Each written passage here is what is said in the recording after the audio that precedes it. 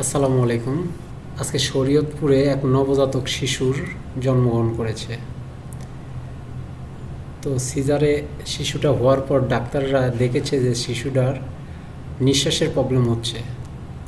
জরুরি চিকিৎসার জন্য তাকে ঢাকা পাঠাইতে হবে। তো তার গার্ডিয়ানেরা, নবজাতক শিশুর গার্ডিয়ানেরা তাকে ঢাকার উদ্দেশ্যে নেওয়ার জন্য রানিং একটা অ্যাম্বুলেন্স তারা ধরেছে। রানিং অ্যাম্বুলেন্সে যাতে তাড়াতাড়ি যাওয়া যায় এরকমভাবে কম টাকায় ধরেছে তারা। এটা হচ্ছে তাদের দোষ। কেন কম টাকায় তারা আসতে পারলো, শিশুটাকে বাঁচাতে চায়।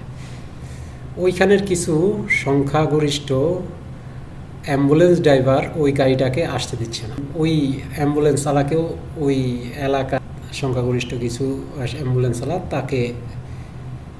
তাকে মারধর করে এবং অনেক তর্কাতর্কি, কথা কাটাকাটি হয়। হওয়ার পরে কিছুক্ষণ পরে শিশুটি মারা যায়।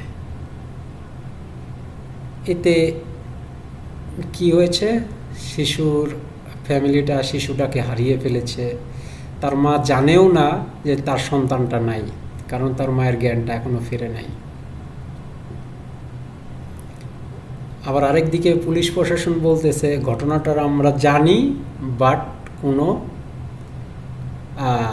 শিশুর ফ্যামিলি থেকে কেউ আমাদের কাছে নালিশ করে নাই, রিপোর্ট লেখা নাই, এই জন্য আমরা এটা নিয়ে এখনও তদন্ত করি নাই।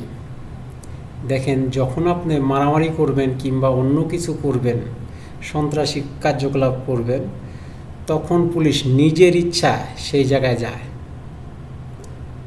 সেই জায়গাটাকে আরও কেমনি করে ঘোলাটা করা যায় এই বিষয়গুলো নিয়ে তারা চিন্তাভাবনা করে এবং নানানভাবে পেঁচায়।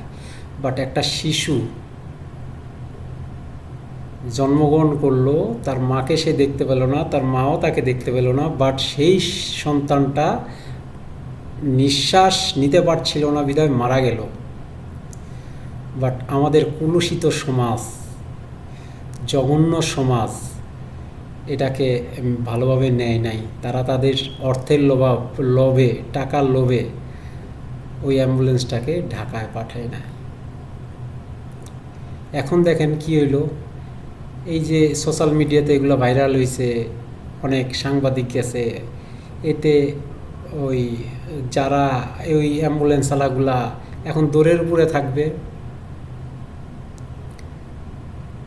এইদিকে শিশুর মা এবং তার ফ্যামিলি আহাজারি করবে। আসলে এই বিষয়টা আমাকে খুবই আহত করেছে। আমার আজকে সকালবেলা বিষয়টা শুনে দেখে আমার খুবই খারাপ লেগেছে। এই জন্য আপনাদের সঙ্গে বিষয়টা আমি শেয়ার করলাম। দেশটা আসলে কোন দিকে যাচ্ছে আমরা কেউ জানি না। সবাই সবার জায়গার থেকে তার যতটুকু ক্ষমতা আছে তার থেকে বেশি খাটাতে চাচ্ছে। কিভাবে টাকা ইনকাম করা যায়, মানে 2 নম্বরই উপায়ে, কোনো রকম শারীরিক এবং মানসিক চাপ প্রয়োগ ছাড়াই মানুষ এটা করতেছে।